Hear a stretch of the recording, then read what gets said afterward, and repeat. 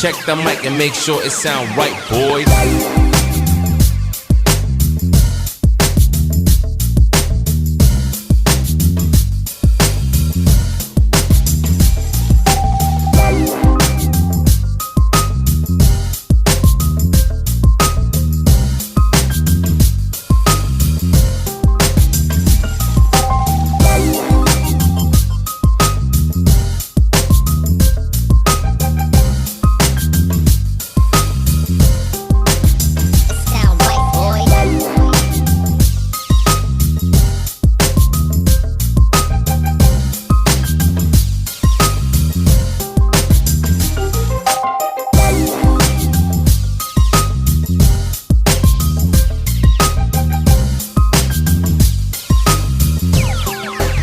It sound right, boys.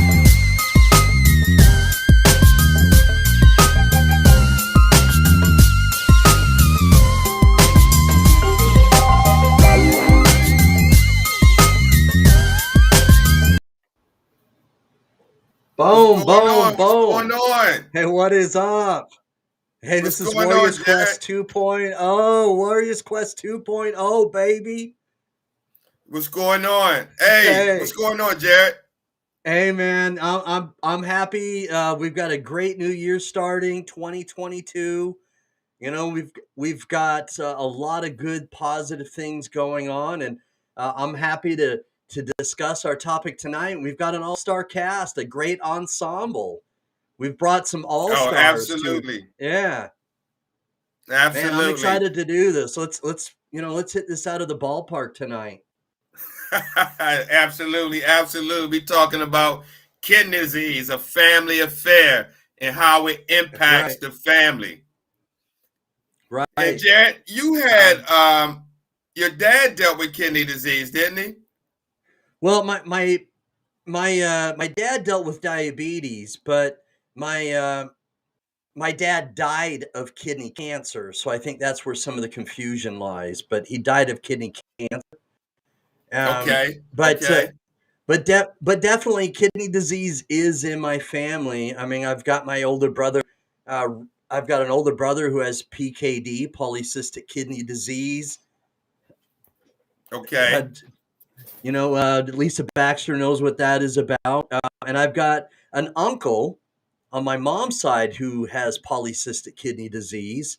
And then, of course, my sister-in-law. You know my sister-in-law, my twin brother's wife, who has kidney disease. So I've got different variations within my family structure where I've had kidney disease introduced to me, and Right. Right. it has different perspectives. It does. It's going to come at you in different ways. You know what I mean? Oh, absolutely, absolutely. And the thing about kidney disease, it not just affects the person who's dealing with the disease, but it impacts the entire family. And that's what we're here to talk about tonight, how kidney disease impacts the whole family, not just the person dealing with the disease, but if they have a family, how it impacts the spouse or their loved one, the Mm-hmm. kids. Um, certain roles are assumed. If the breadwinner is on dialysis, maybe the other spouse has to Yeah, pick up that there's an role. impact. Oh, Mm-hmm. absolutely, absolutely. So let's bring on our guests and see how they dealt with chronic kidney disease and how it impacted their family. Absolutely. We've got the lovely Lisa Baxter from the Lisa Baxter Show with us tonight. What's, And for what's going on, Transplant guys? Journey, we've got Jen Benson. All right. So, man, this is going to be great. I'm going to bring them on. Please give them a very, very warm welcome. Of course, VIP intro. Here we go. VIP time. Go VIP. VIP. Oh!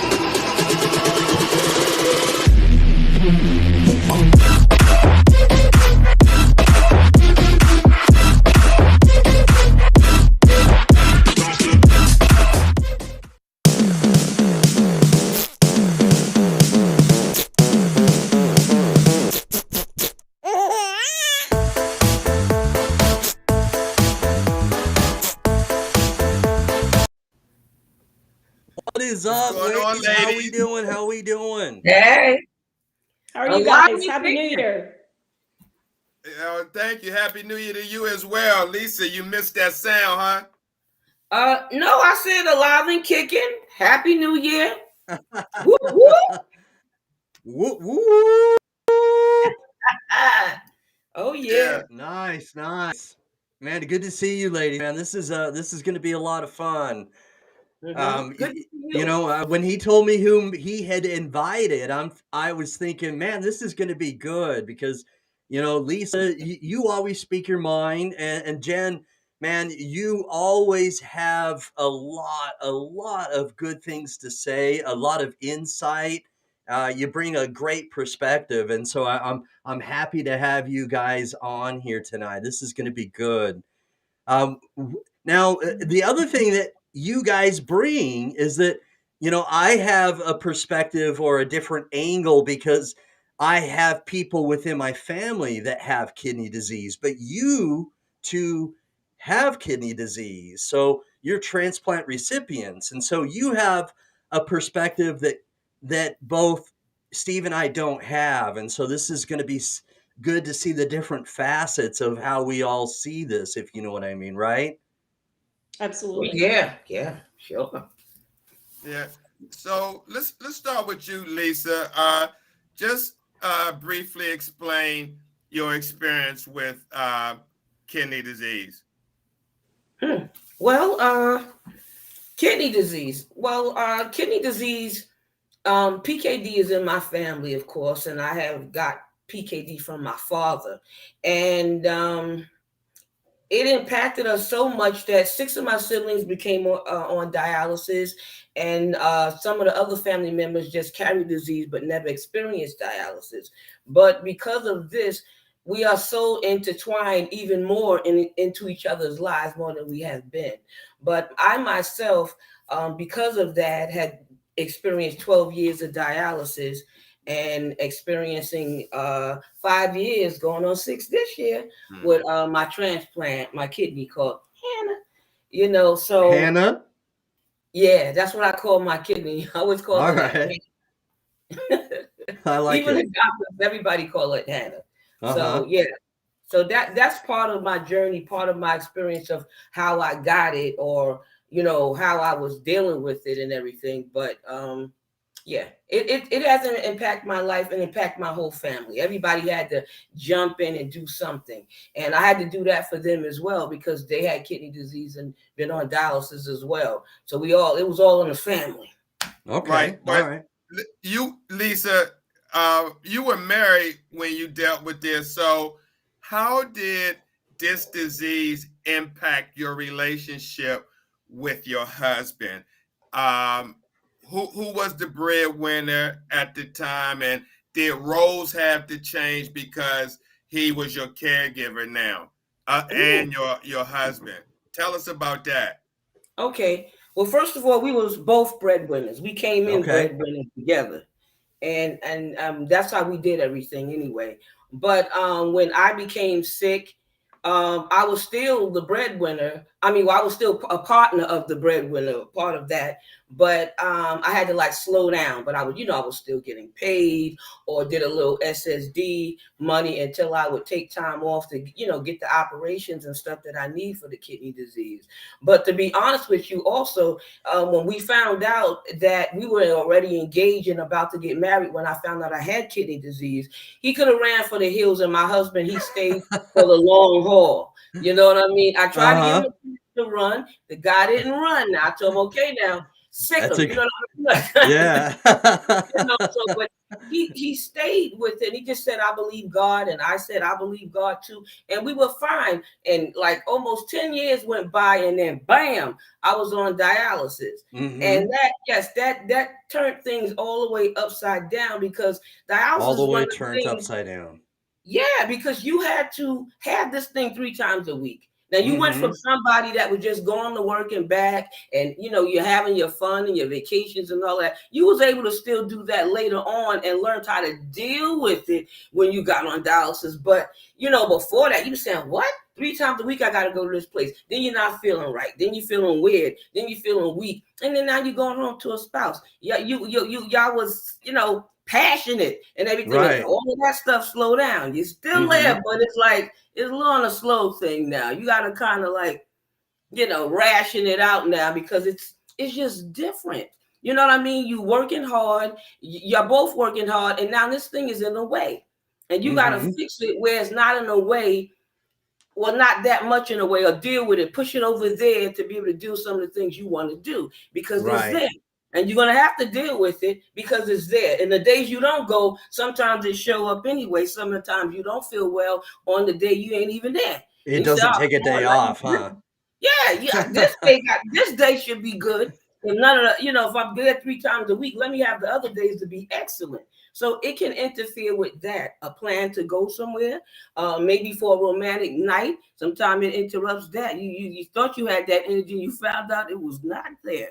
So so it interrupts. It does, and the family gets scared, especially the ones that don't know about kidney disease. They start looking at you. She do look a little darker. They start whispering, come on, your family do that. They act like they don't, but they do. They start talking about you. They say, wow, she don't drink. She go to church all the time, but her eyes look red like she had a drink or something. So But the skin, eyeballs. but the skin color changes though, right? Oh, yeah. What? I didn't even notice it. Somebody said, oh, you changed. I said, girl, I ain't changed. Don't you come up? And then I looked at me, I said, so I said, oh my God. So I saw a picture and that gave me a rude awakening. You start trying to look attractive to your mate too. Because you start having the blotches and all of these different weird things that you didn't know you had. You could see through my hair and everything. I had beautiful long hair. Come on, don't go there. You know what I mean? So let me give Jan a chance, but I'm telling you, that it was some stuff. I could just, them 12 years was too many stories to tell, but that was a little bit. I tried to put it in a nutshell. You condensed it. Okay, yeah. Yeah. All right, Jen, what about you? What was your, compressed sort of story about how it's affected you and your family?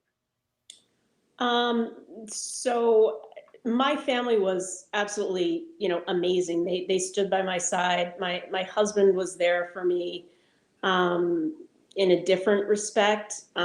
He was there. He didn't understand what I was going through. He had no idea what dialysis was. I think he was there for me in the respect of, the marriage vow, in sickness and in health. He created a lot of rift for me, though, only because he really was argumentative with my dialysis clinic. And my family had to smooth a lot of the rough edges. Okay. And it was my family that really stood by my side more so. They were taking me to and from dialysis. They were in charge of really helping me when I did home hemo, making sure I had the proper care, and I had a nurse that was coming to the house and helping me through home hemo. Because my husband was busy working at the time, I wasn't able to work because I was so sick. Okay. And it was my husband's family that put a lot of pressure on me because he became the sole breadwinner at the time because I obviously wasn't able to work. And they put a lot of guilt on my shoulders because I was so sick and he wasn't able to spend time with them. And they made comments like he was being held hostage in his own home. He was a prisoner in the house. And that created a lot of stress for me, enormous stress for me, because I felt that he wasn't living his life anymore. Okay. And it was incredibly stressful.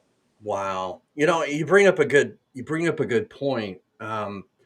Often, in fact, I was going to kind of ask that. I'm going to switch this around a little bit here. But when your worlds literally get turned upside down, and both of you talked about how, things change dramatically in your lives, and, everything from expenses to living arrangements, roles, so on and so forth. When something like that happens, can the mood swings cause, either what I call disputations, or can it cause some friction because you don't feel well, your spouse gets irritable because maybe your spouse hasn't gotten enough sleep, or has had a lot more stress than usual? Has that Does that kind of escalate as well? Mm. We can Um, really. Oh, go ahead. oh no, I was just going to say, well, just putting everything out on the table, because I think a lot of people know me. I'm like an open book with my story, and I really put everything out there because I think that's very important for You people for do, awareness and for stuff. sure. You know, the stress that my husband felt, and ex-husband now, and the isolation that he experienced, he turned to booze as a coping mechanism while Okay. we were going through the whole thing. All right. That was his way Coping of mechanism. dealing. Yeah, that was his way of dealing with things. And Mm-hmm. he also didn't sleep. That was a real problem. So there was a lot of problems in that respect. And he had no outlets, only because his friends didn't know what we were experiencing, and he kind of closed up Gotcha. in a shell. So the mood swings were there. And then after the transplant, he expected me to heal instantaneously after my transplant. And he saw himself as the hero because we had overcome, and he thought he was really responsible for the transplant. Uh-huh. Um, when in retrospect, it was obviously my donor hero that was responsible for me being where I was, and the surgeons and the medical team. And he really enjoyed this martyr role a bit too much Too after much. my transplant. Yeah. And I wasn't having mood swings because I wasn't on steroids. I was just so grateful for being alive, thanks to my donor, and thanks to getting through what I had come through. I was just kind of pinching myself, and was just trying Right. to regain my strength and get back to living the life that I was now so grateful for being able to live. There was a Uh-huh. real that was going on. Yeah. Mm. Wow. Well, I appreciate you, Janet. And that, right. I mean, that's, um, again, not everybody will express things like that. I appreciate that about you, that you be honest and open about what's happened. Um, the Because this is real, and that's why we wanted to have this discussion. You know what I mean? Is that this? If we don't talk about it, we don't, discuss it, then how are people who are currently dealing with this? How are they gonna, how else are they gonna think that maybe what they're going through is abnormal, or they're gonna think that they should be handling it differently, or they should be handling it a different way, or so on and so forth. And Yeah. so Yeah. it's a huge advantage that we have some Yeah. recipients like you guys to talk about this, and to kind of express yourselves in such a way that's it's huge. I can't thank you enough for doing that.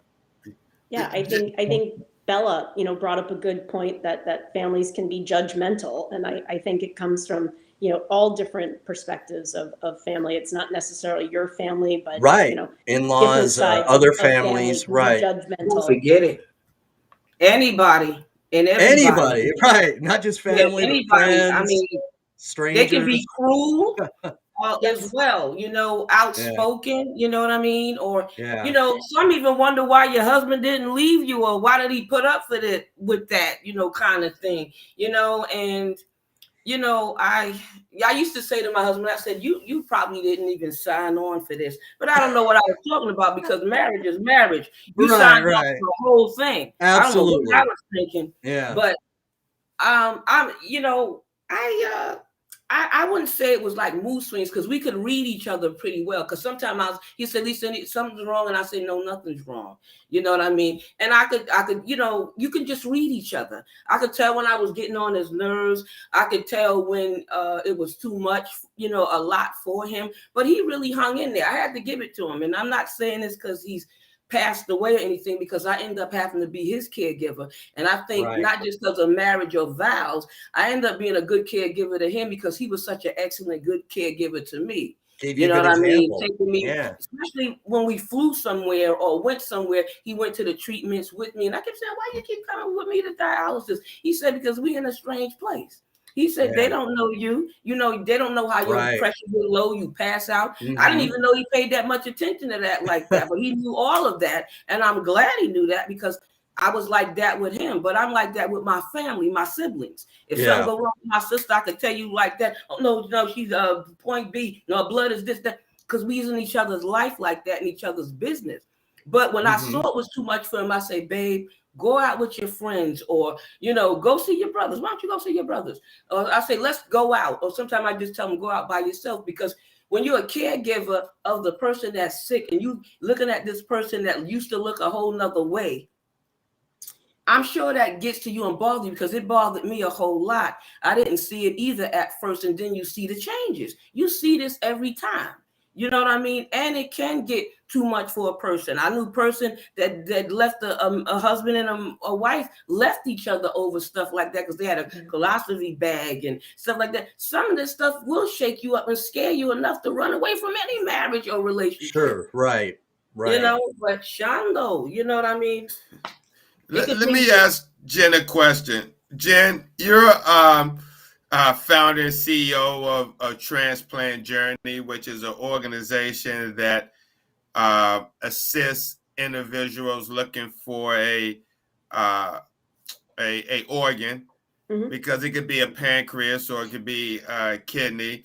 But have you, in your experience, what have you heard from transplant recipients on the changes of how this disease, before they got the transplant, how the impact of their family changed now that they got the transplant?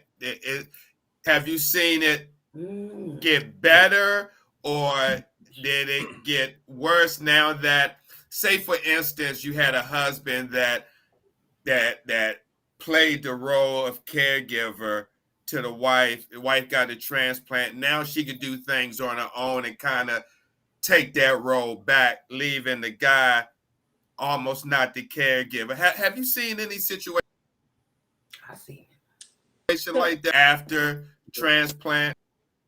I haven't seen that, but I will explain. There's literally kind of very extreme situations with the recipients, and it seems like the recipients are on two ends of the spectrum. They are either extremely grateful for the gifts they've received, and they want to give back in any way they possibly can, and they advocate and they do everything they possibly can, or they just want to move on completely with their life and forget with everything they've gone through. And they go about it with their families, and their families are willing to give back, and they do everything they possibly can in the field of advocating and donation, and their families really travel the journey with them, or there's nothing whatsoever, and they just go about their daily life, and they do everything to kind of forget it completely. Just completely forget it. Wow. Just completely forget it. Yeah. And wow. And just, that's it. And I can see both aspects in that regard, because their journey has been so tough, and they really are warriors, and they just want to forget the turmoil and the difficulties that they've been through, and they want to go on about living. Right. Because it has been so challenging and so difficult and wrought with emotional roller coasters that the spouses and the families have been through. So I can understand that, because it's been challenging on all fronts for everything that the whole family has gone through. I do understand that, but you have to understand also, you have been given a second chance at life. I mean, so it's hard for me. I look back at 7 years on dialysis, there were some really, really close calls. I had my last rites read to me multiple times. So it's really Wow. tough when I think that You had your last rites said to you multiple times? multiple times when I Wow. was in my early 30s. So to not realize how precious life is, and to think that I would just go about and never revisit those close calls is really tough for me. That I would not want to give back at every opportunity that's been given to me is difficult to comprehend. Which is, one of the reasons why I formed Transplant Journey. And I just want to go back and say to people, yes, I was very lucky that I had a supportive family that helped me get through the reasons I did. But there are so many people out there that are alone, that don't have this support system. And Transplant Journey is here for those people that don't have this support system. And, we created a support group out there for those people that are alone, so that we can meet, and talk about those people that are alone. And we offer resources for you, and we will help you find the credible resources and help you navigate through this journey. And, we meet every third Thursday of the month via Zoom now because of what's going on. And we have mentors that have been through it, and can help guide you based on their experience and help you find transplant centers, and will help you in your search for donors, living donors for liver and kidney. And literally that can mentor you, and just so you can talk, so you can vent, so you can share. We now have, a support group for caregivers as well, where they can do the same. Because it is so tough, and it is sometimes so lonely when you don't have a family or you don't have friends that you can talk to, because it is really a journey out there that people should not be alone. Right. Yeah. But Amen to that. Lisa, before you answer, Lisa, let me ask. I want to ask Jen. Jen, do you think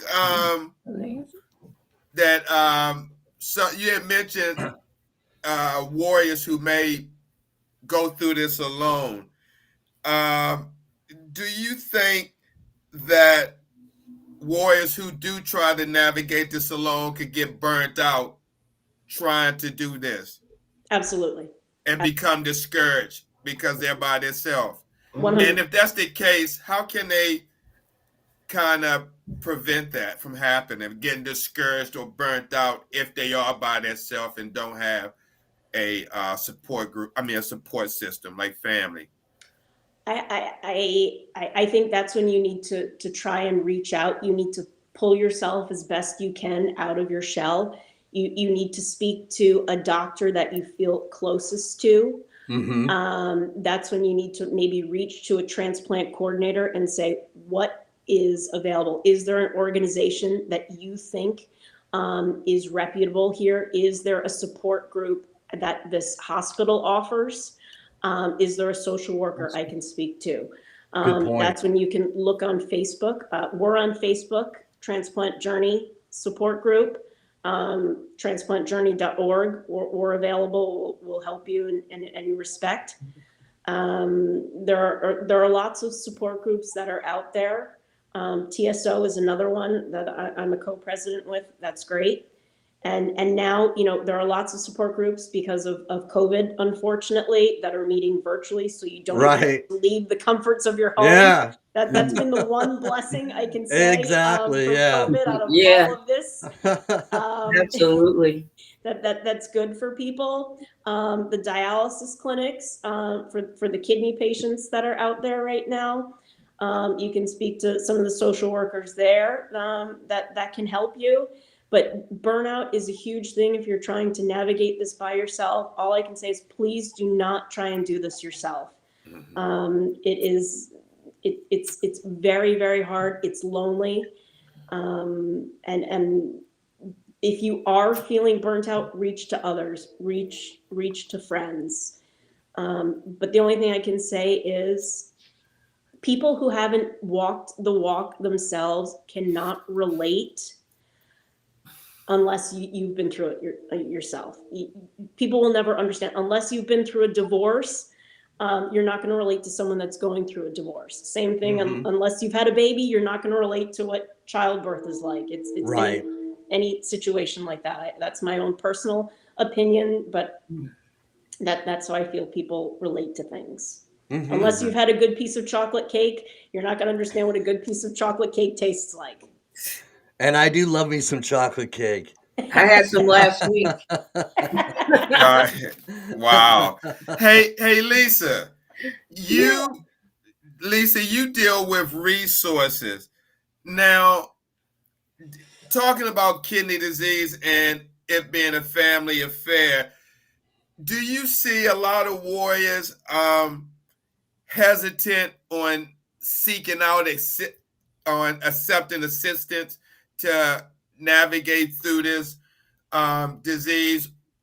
Do you see anybody like holding back from getting assistance, or are they taking advantage of the resources that you have established? What? They fight me on every end most of the time. I mean, you got your handful that said, "Oh, thank God. Oh, I just needed this. Oh, you're wonderful. Oh, my goodness." And then you got the other ones, who told you I needed help? I know that social worker didn't tell you, or that person in the dialysis and the, So sometimes you got to be crafty with posting it up or giving it out, or making multiple copies and having it available, all kind of stuff, because sometimes you have to be transparent and tell your story for them to trust you enough to take the resource. And you better tell them how the resource works. And you got to make it easy for them if you give it to them. So if I sent you to get, say, food stamps or any kind of extra money or something like that, or a stipend, I'll send you to Miss Janie. Miss Janie, I know Miss Janie gonna be nice to you. So I'm going to give you a name and a referral and everything to a person that's gonna really work with you. Because you go to some places and the people treat you like crap and terrible, and it really makes the person run away. But yeah, they do fight you on that help, because they get so angry about what they're dealing with and what they're facing. They don't want to be bothered or hear another lie or be bothered. They want to be able to control something in their life. If you giving them a resource, that's like you pushing something on them. They have to know that they need it. And they have to know that they really want this thing. You have to make it really presentable and make them hungry for it, like I used to do with the kids when I sat down and they didn't want to eat as a social worker. And I said, "Oh, you don't want to eat that good, more for me." And I act like it was so delicious that it was just how it was benefiting me. They said, "Can I have some, Miss Lisa?" I said, "I don't know. You said you didn't want any. You sure?" And that's how I got them to eat the vegetables. But you know what I mean? You had to be tricky or crafty. And that's what you have to do sometimes when people need help and they don't want to accept it. They don't like it. They curse you out. I get cursed out. Door slammed in my face. Bam. And sometimes they come later. "Girl, we that thing you told me about. You should have been told me. You know I'm crazy. And it just takes you through. And they forget that you're sick. Even though you need the social worker or the advocate, because I was the advocate for both of my centers. And they just figure you got that time. You can deal with all of this, and you dealing with your junk too. But because of the way they get, you just try to be there for them anyway, and you be truthful about it. "Girl, I don't feel good either, but I got this for you." You know what I mean? Be honest, because if you act like everything is good all the time, like you said, and everything is all right all the time, you don't feel good. You tired. You don't want to even be bothered. I don't talk when I don't want to be bothered. And everybody know that about me. They say, "Girl, you ain't yourself." You know what I mean? I always say to them, "You want some tea?" Or I always got a bowl of different types of candy, whether if you diabetic, okay, put a piece in there for you. But listen, everything with tea and candy all the time. So they say that back to me. They say it back to me when I'm being quiet. So I'm quiet. When I'm upset, I'll just say one word answers. Yeah. Well, tea can be calming. Right. Oh, yeah. Yeah. Right. But, Lisa, you said something that I really like, is that, you, and I don't know if it's the social worker in you or something that you learned separately, but you said that, I get it that you don't feel well. I don't feel well either, or something like that. I don't remember your verbiage completely or Mhm. 100%. But what you did in that statement is that you were showing empathy, and I like that because it makes them stop and think. That you can relate because you don't feel well too. That, and so how when you've been able to say statements like that where you can have them think that that they're not alone and that you're going through something too, has that helped people kind of open up a little bit more when they understand that you're also sick? Big time. They forget you're Mm. sick because they see you have a job, you're moving Mm-hmm. around, you're doing all this stuff, but they don't know you have those breakdown times. They don't see that part. They don't live with you, so they don't know the time you crying. They don't know the Right. time you're in pain. They don't know when you don't want to be bothered. You want to pull the covers over your head, leave me alone, kind of thing. I'm dealing with this now. I'm trying to deal with it so I could deal with you. So let me deal with myself so I could deal with you. But Uh-huh. if you lie to them, they never trust you again. And I learned that Right. even from being a counselor with the young people and the children. You always have to be honest and upfront with them. So I say, girl, oh, I feel horrible. I don't know what I came to work for. I said, but I did come for you. So what is it that you need? I'm going home after this. Sometimes they got to see that you care or you put them first Mm-hmm. or you understand. You know what I mean? You willing to go the extra mile. They love the extra mile bit. Oh God, they love the extra mile. And then they see it's genuine. You ain't because It's let got me to be tell you something. genuine, When you right? sick, I don't care how much money you got. I don't want to be bothered. You know what I'm saying? When you sick, you have to love that job, love that person, or want to give that resource out. Because honey, when you don't feel good, it's like So that's just the truth. And you better be truthful about it. When once your clients know you or your friends or the people that you advocate or work with, your community, kidney community, they know you like a book. They know when you're sick. They know when you're telling the truth. They know when you're lying. And they know when you're sick. Because somebody walked up to me and said, oh, why are you not going home? And I said, why are you saying that? They said, because I can see you in pain. It's all in your face. I didn't know nobody could read it. Matter of fact, my Yeah. boss told me that last week. You know what I mean? I was For trying to real? hold it in. Okay. But it was there. They saw it on your face. Okay. Yeah. So, Jen, let me ask you. I didn't hear much of your story. I had left out with your husband, but when you was married and dealing with this, uh, did your husband or spouse at the time did y'all at times like create like plans? Like for instance, did he like encourage for you to stay positive or ask you like what you need and what you don't need? Basically, uh, was he there around the clock for you, um, or someone that was kind of hit and miss? Hit and miss is a good way to describe it. Yeah, yeah, yeah. I would. I mean, I'll give him credit. He tried his best. In between beverages. Yeah. Like and like did he know like your health history? So if like say if he was in the room and you couldn't advocate for yourself or speak for yourself, did he know a lot about you to uh articulate that to the doctors or to the medical staff? No, no. He did not have the, how do I put this? He did not have the kidney awareness or the diabetes awareness training or education background to really know what to say, but he was an outspoken person. He was kind of the bull in a china shop. So he would get in their face, which he Oh, thought was wow. helpful. Yeah. So it became very problematic because my family then had to really smooth things over with the doctors and nurses and staff at the dialysis clinic, Uh-huh. because it really, like I said, created some real problems and offended a lot of the doctors and the staff and the nurses. which made things very uncomfortable. I'll say I got called into a lot of meetings at my dialysis clinic because Really? of the issues he caused. Okay. And I got written up because of his behavior, Really? because he would kind of come at the nurses and the techs at my So clinic. it literally caused you problems at your clinic. Yeah. Wow.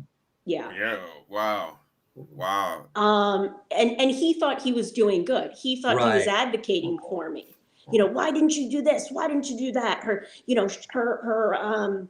machine was going off, and you guys didn't come soon enough when her blood pressure was crashing, and this and that. And he truly thought he was doing good, but it offended the staff and it caused them serious problems. So I would get in trouble for it. And then I was kind of having to make nice with them and soothe their wounds because he came at them so hard. And he didn't know better. He thought he was doing best, and he didn't understand how the machines worked and why they were alarming and what to look for on the machines, because he didn't take the time to learn. He wasn't interested in that. And there were times, when my sugars were crashing at night, my blood sugars were down literally in the 50s, and I would need a shot of glucagon and stuff. And I would be, drooling and shaking and having the sweats, and I would be trying to pull up my own, and I'd be trying to wake him and rouse him and doing it myself, and he would just know he had to do what he had to do, and we'd be calling 911, and he wasn't taking the time to learn that, okay, just get me a shot of, the glucose shot and stuff, get me that first, and he'd be too busy kind of yelling at me, Jen, why didn't you wake me sooner? Why didn't you know? And I'd be like, listen, I can barely, get my act together to try and figure out what's going on. My sugars had crashed in the middle of the night. And stuff like that. So it was all kind of part and parcel for the situation. Sure. Yeah. Wow. And I guess that's why it's very important with this show. It is. Because hopefully we could, from you and Lisa's, I know everybody has a different story, but hopefully we could kind of get some tips on, we're not professional counselors. Well, Lisa is, but we're not professional counselors, but just ways that if couples are watching this, that I'm sure it's not an easy road, but how can you work through some of the problems that are brought on by CKD when it comes to road changes or developing an action plan, or the spouse knowing your medical history or what meds you on so they can play a more active role if you can't do that. Absolutely. Lisa, was that the case? Like, did your husband kind of know what was going on with you? I know you said y'all would travel, he would go with you, but if you couldn't speak for yourself, did he know what to convey to the doctors and everybody if you couldn't? Oh yeah. He had to know that. You know what I mean? I always used to say that before we were sick, I use this joke, but it's not really a joke. When I said, I want you to know how to pray. If you see the devil coming our way, you better pray him off me, kind of thing. I said, you need to start now while we dating. So when we really get married and all hell break loose, we'll know how to, help each other or pray for each other or be there for each other. So I don't know if that derived from that, but no, we both knew each other's medical thing, even, I don't know why we knew it, but we just always knew it. I know a social security number. I still know it. And he knew mine. So I don't know. Maybe we were just some crazy people together, but we thought it was important, so we did it. That's amazing. That's really special. Yeah. Wow. I miss him every day. Yeah. Yeah, I'm sure. So tell us Lisa, how can someone who's watching this show that may be in the situation that you may be in, had a spouse, loved one that passed away while they're dealing with this disease. What helped you when your husband first passed away? What helped you move forward in dealing with this disease, knowing that you no longer had your husband to walk through this disease with you? Wow. Well, I'll tell you this.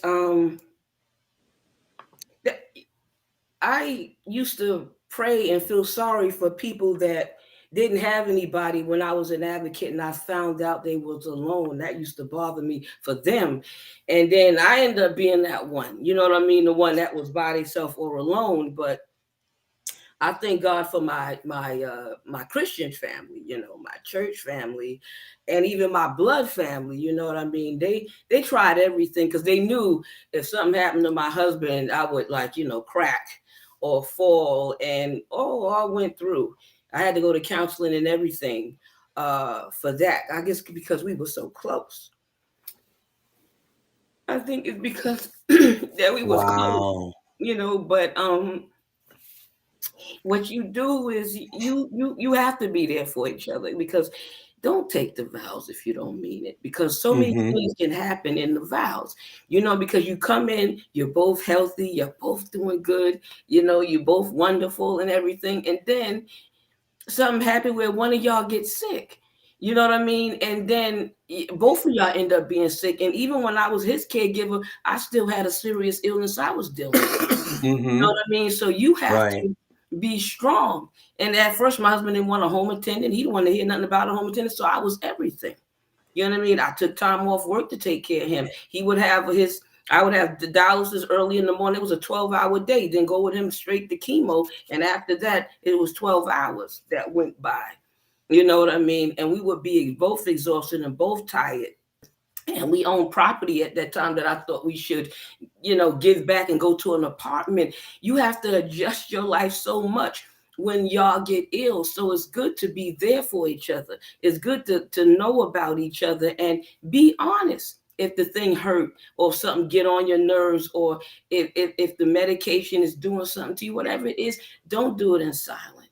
Don't do it in silence. You have people all the time do things by themselves and they think they're helping, because I don't want to be a burden to him. I figure, oh God, he got a sick wife. Why he don't need no sick wife? We trying to have babies.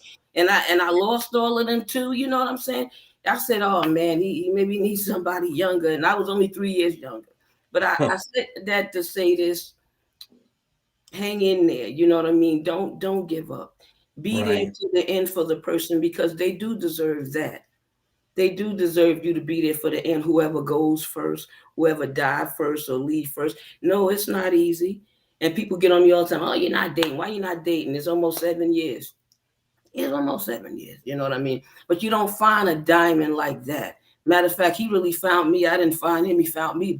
And he that findeth a wife findeth a good thing. I was his good thing, but God knows he was my good thing. He was my good thing. So you got to help each other through this illness. Sickness and health is a real thing. It's in that vow. So remember, I said it. Don't take it if you don't mean it. Because if you're going to run, because some stuff is scary. You know what I mean? You might have to wash him up. I had to wash my husband up, lift him, pick him up, even with my dialysis arm. You know what I mean? With my fistula, could damage it. But I still had to wash him and pick him up. And he even had to wash me when I broke the things in my neck, even before I got on dialysis. And almost died and was poisoned by a doctor and lost every baby. He had to be there, holding my hand in my face. He could have ran, go find some woman, give him a couple of kids, somebody that wasn't sick, but he didn't. So please hang in there with your spouse. I didn't even mean to talk so long or get emotional. But no, don't stop. Jan thing started me first when she talked about her husband and everything. And then I was trying to not act up. So Shando. Okay. Right. Let me ask one more question to Jen. Jen, do you think that families with children, when one of them gets diagnosed and they have children, do you think they should talk about the disease as a family? Meaning, do you think kids should also know at age appropriate level or the right time to know about their parents' disease and what it's about and what it is. Yes, Do you think absolutely. that's Mhm. talked about in a lot of families with kids? Oh, do I think it's talked about? I can only speak from some of the families and patients we've worked with Transplant Journey. It seems to be, in my experience, yes. And I would say also, I do think it's important that it is, only because I think kids will pick up on it if it's not and it's tried to kept secretive. I think kids absolutely pick up on that because kids are sponges. And I think Yes. kids can be very instrumental in working as kind of motivation for whoever the parent is, and in getting them to follow the diets and get them to dialysis, get them to work hard, get them to push through things and to meet goals and to strive for like a better lifestyle, strive them to push when they're feeling down, to really work for things and to kind of reach for the stars in terms of when they're feeling down and to reach for better things in life. So I think those things are really key in family life. I know, for example, one of our patients who was just recently transplanted, actually on the 31st, fantastic news. Nice. That is Um, fantastic news. Yep, his kids were huge. They helped putting like a menu on the fridge, and Really? for the renal diet, and when his dad kind of tried to sneak things, they'd be like, "Dad, I don't think you can have that. There's phosphorus in it."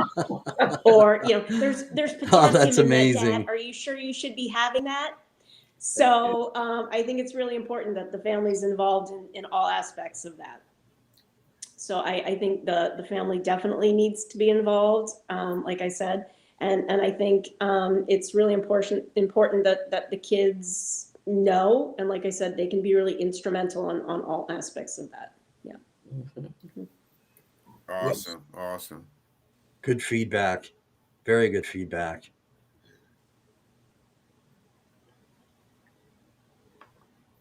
So So, we've heard go from ahead, Jay. both of you, and each of you have given some really some honest feedback.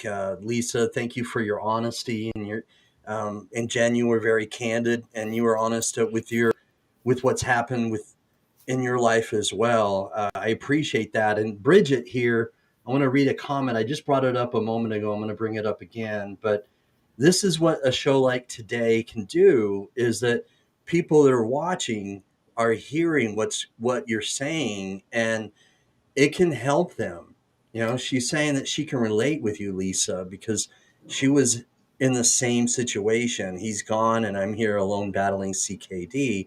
And she says, not alone really, because she has the Lord Jesus Christ with her. But this is somebody who's watching Mm. the show right now, and is getting encouragement from your story. How does that make you feel, Lisa? Mm. Oh, that's beautiful. That's thank you so much, Miss. Thank you so much. That was so nice to say. I'm glad you got something from it. When she wrote that, I immediately thought of Candy, that I, still Right. for. Yeah, Yes. God Mm. bless Candy and her yeah, family. yeah. Um, So, Yeah, prayers out to Candy. Wow. mhm. yeah. But thank you so much, and that made my heart smile. I mean, if you don't see it on my face, my heart is definitely smiling. Thank you. And that is great news, Jen, about the transplant recipient on the 31st. And, and the way the kids talked and stuff, it's incredible to hear the happiness that it can bring a family. And New kidney, new year. yeah, that's Come on here. wonderful. That's right. Yeah. You better go ahead. Hallelujah. Yeah. It's a way to start out the new year. That's for sure. Yeah. Fantabulous. Uh-huh. Hmm. You need that. You need that good news, that good For thing. sure. For sure. Oh, Good news um, can often, when we never know when good news can help uplift and encourage somebody. You Yeah, just never know what someone's going through, um, and good news can make someone's day, it can make someone's week, and it can give them help when you don't know that they need help. that's so true. That's so true. We've had some great comments from Harold Stelwag, um, and he gave some information about Donate Life. Uh, Federico's been watching. I want to give a shout out to Federico, Federico. Yeah, I will, donor Federico. and Yes, donor Federico. and kidney warrior himself, if I'm not mistaken. He still is on dialysis, right? I believe so. Yeah. And Yep. Harold's a mentor with the transplant journey. He's a kidney and pancreas transplant recipient. all right. Well, Oh, thanks for all your Harold. lovely comments tonight, Woo-hoo. Harold. Oh, thank you, Harold. Thanks, Wow. Nina, as well, for your comment there, Nina. Nina's watching from Utah. She's been on my show, the Warriors Quest show. She's a lupus warrior. Hey, Nina. So, Jen, again, can you tell us when your group meets? Sure. It meets on the third Thursday at 8 p.m. of the month. And we also have a caregiver support group meeting. We're working on the details. It was just meeting once a month, but we've had some requests to meet on the second, I'm sorry, wait, let me check because we've just changed it on the first Monday and third Monday of every month at 8 p.m. as well. And you can find the link for that on our Facebook page, Transplant Journey. Okay. All right. Please That's go to that. awesome. Yeah. Wow. Yeah. Can I say one thing? Sure. Um, if you're out there and you would like to do a workshop and maybe you don't live in New York or maybe it's too far for you, there are workshops out there online that are excellent, and they're nutrition ones, and they're ones that you get certificates for, some to get your finances in order, Right. to learn how to save and budget. You can email me and I'll make sure everything is good with that if you like. That's lisa.baxter@dciinc.org. I work for Rise Up East New York, dialysis, clinic Inc. I would say Centers Inc. Incorporated. So I do a lot of give out a lot of workshops and work well with the community and even communities in other places and countries. So this is free also, so you don't have to pay anything. Tired of being in the house and the COVID is getting to you. There are many more workshops where that came from bullying. You name it, there's a workshop for it. So there are a lot of excellent ones. So feel free to reach out and I'll give you the hookup. Nice. Yes, you will. You are very good at getting back to people, and you're excellent at giving resources. Thank you. You're welcome. Thank you. Mm-hmm. All right. Wow. So we've got, also I want to give a shout out to Jennifer Cervantes. She's been commenting and watching. Thank you for your support. Yeah, thank you, Jennifer. Thank you, Jennifer. Now, this has been a very informative show, Jared. I'm glad we were able to do this, and look forward to coming back with great topics and great guests. What's going on, Jen? I'm just Yeah, I saying want to. hi, I'm just saying hi to Milton. Yeah. Milton, I Milton is left a that up heart for a and moment. liver recipient and also a liver Oh. donor. Oh wow, that's Hey, Milton, awesome. woo-woo. Awesome. I So was just gonna. I left that out for a moment because he's also commented many times, so I wanted to give him, a shout out too. Wow, Wow. multiple. Wow. He's a donor and a recipient, so it's Yeah. kind of a Bless rare his life. breed. Yeah. Rare breed. So we got to give him a big Wow. Absolutely. Mad props. Yes. And he's Excellent. part of Thank you, Transplant Milton. Journey. Yes. Very cool. Oh, Very cool. yeah. Well, thank you for what you've done, Milton. Thanks for your for being a donor, and thanks for being a warrior. And thanks for your comments tonight. And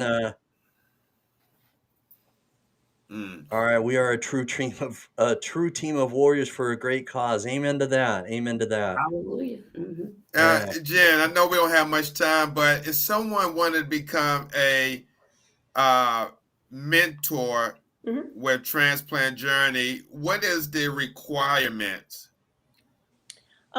Basically, they could fill out a contact form at info@transplantjourney.org. And we just kind of talk to you, find out what you've been through, and we have a list of expectations that we would go through with you and talk about your commitment levels and what's expected from you. Excellent. Awesome. Awesome. That's right. Be a mentor is a good thing. I love doing it. Absolutely. Absolutely. It's just a give back from what you've been through and your experience after going through a transplant. Excellent. It is Yeah. excellent. You do terrific work. You and your whole team at the Transplant Journey, I have admiration and respect for everything that you've done there. Thank you. Wow. Absolutely. Mhm. Absolutely. Like I said, so grateful. Life is so precious. It Uh, is. And I have built it and I'm still working on building it after everything we've all been through. So Look, we got Gene. Gene's commenting. Ah, Gene. there we go. Gene Bean. That's right. Gene Bean. I like that. You three guys rock. I ain't mad at none of you. Well, Lisa, you've made this rock tonight. We really appreciate. Both of you, Jen, Lisa. When Steve had this idea, I thought it was a great topic, and to come together tonight and discuss it, I think it's only going to give people encouragement. It's going to help, and that's what we try to do. Obviously, every time we do something like this, is try to give hope, try to give encouragement, and try to make people's lives better. And I think what we did tonight did just that. And without your involvement, it wouldn't have been successful. So thank you. Thank you very much for coming on and doing this, because, we're stronger together. We are. And when we come together for something like this tonight, we can make something magical happen. And I think something magical happened. And I think we're going to be able to uplift, encourage, and give hope to others. Have to I start the agree. year off with something better than 21, right? That's right, Yeah, man. The last absolutely. 2 years. Yeah. Mm. Yeah, Gene is also a mentor for Transplant Journey. So we got a lot of good people here tonight for Very Transplant nice. Journey. Very nice. Fantabulous. Well represented. Mm-hmm. Yeah. Very cool. And a lot of your mentors, the good thing about this is a lot of your mentors have that experience. So if someone, when I say experience, been through the transplant journey Mhm. or is in preparation to get a transplant, Yeah. but they're able to relate and empathize with someone who reaches out to Transplant Journey for maybe like moral support, correct? Absolutely. Yeah, that's what it's really based upon. Mm-hmm. Mm-hmm. Yeah. Awesome. That's what we need. Yeah. We do. Mm-hmm. Yes, we do. That's I what like we what need. Gene just put here. Happy New Year, and praying for a miracle donor for all those waiting and wanting. Oh, yes. Yeah. All right. Well, what we're going to do. Walked it. Exactly. Yeah. What we're going to do is, I've got this sort of whimsical, it's going to cover up, most of me and Steve, or most of Steve and Lisa, but it's shout out time. So sorry about putting my hand on your face there, Steve, but it's shout out time. All right. So I'm going to, yeah. So Lisa and Jen, I'm going to let Lisa go first. I'm going to let you do your shout outs, and I'll let Jen do the same thing. It's shout out time. Whom would you like to shout out, Lisa? New Life Cathedral in Brooklyn, New York. And my family, all of you, Sito, Tawana, Tashana, Rimasair and Yolanda, Wendy and Taryn, I love you all. Bless your life. Whoop, whoop. Whoop, whoop. I love it. Love it. All right, Jen, you're up. Shout out I just want time. to shout out to all those people who are affected by COVID right now, those who have been affected by COVID, and to everyone who is going through COVID, hoping, healing, that you're adjusting and everyone gets healthy and we can get past this and move forward. And Amen. best wishes to everyone in 2022. Amen. Amen. Amen. Oh, Good absolutely. stuff. Beautiful. All right, I'm gonna go, and then I'll let Steve shout out. I want to shout out. I want to shout out everybody who's commenting, everybody who's commented tonight. Milton, Bridget, Nina Jensen, Harold. I want to shout everybody who's commented. I'm going to leave some out. Joellen McFall Knight. I try to look through here to make sure I got everybody, or Lisa Gee. Everybody who's commented, everybody who genuinely supports us and gives us shares, engagement in any kind. I want to give a shout out to all you. And then, of course, all you for coming on tonight. Like I already have shouted you out, Lisa and Jen. And I want to shout out. To Steve for being such a stand-up guy, because he's got a heart that's bigger than anybody else's I've ever met. He's got a huge heart, always wants to help people. He's genuine. He's thinking of others. I want to shout him out for doing so much for me and all of Urban Health Outreach Media. So that's my shout out. Oh man, thank you, Jed. I've never seen this part of the show, but yeah, man, I'd like to shout out to everyone who's watching and supporting us through 2021 up until this point, and thanks Jen and Lisa for such short notice and coming on this show and adding value to the conversation. And also want to just give a shout out to my daughters, my daughter in Texas, my daughter here, my grandkids, my mom, family, and everyone that's supporting the Urban Health Outreach Media family. And also just like to thank just my new TikTok follower family that really support my content on there. I'd like to thank everyone. The 25,000. Well, it's up to 26 now. 26,000. Oh man. 26.4. Woo! Woo! Count it. Wow. Yeah. Thank you guys. Yeah, and a important. Special shout out to our Russian comments. I think it's just spam, but it for whatever reason we get these little Russian comments on every one of our broadcasts. It's pretty weird. I don't know if it's how they're listening and what that actually means. But anyway, special shout out to our Russian comments. Yes, all of them. Yes, that's impressive. Yeah, have you guys noticed that pops up on every one of our broadcasts? It's so weird. Yeah, they'll watch all your shows. Yeah, he added the shout out thing. I remember. Yeah. It's Sputnik that's commenting. It is, yeah. It's Sputnik, yeah. It's something. I don't know. Maybe that's how that's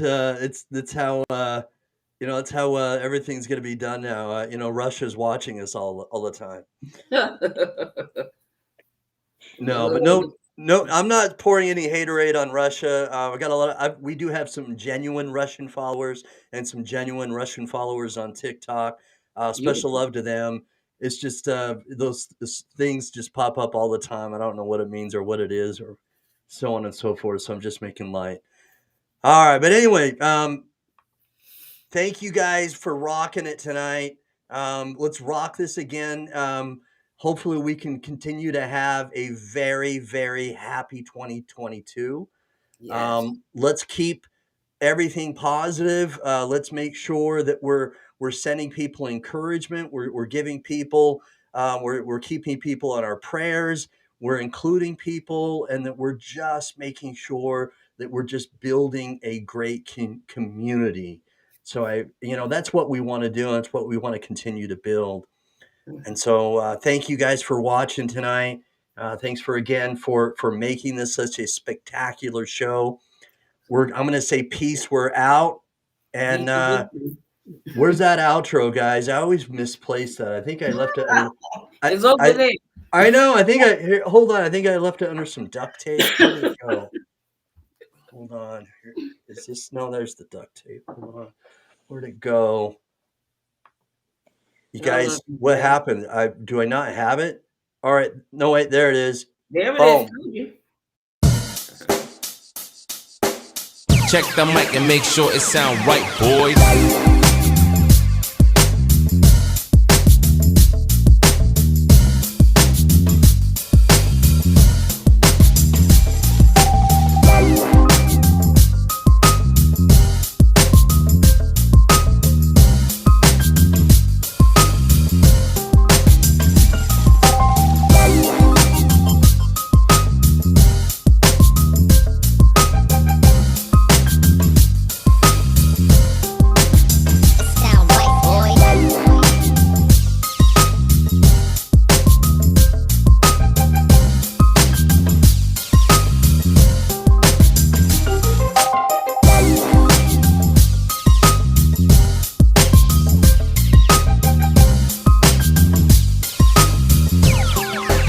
It sound right, boys.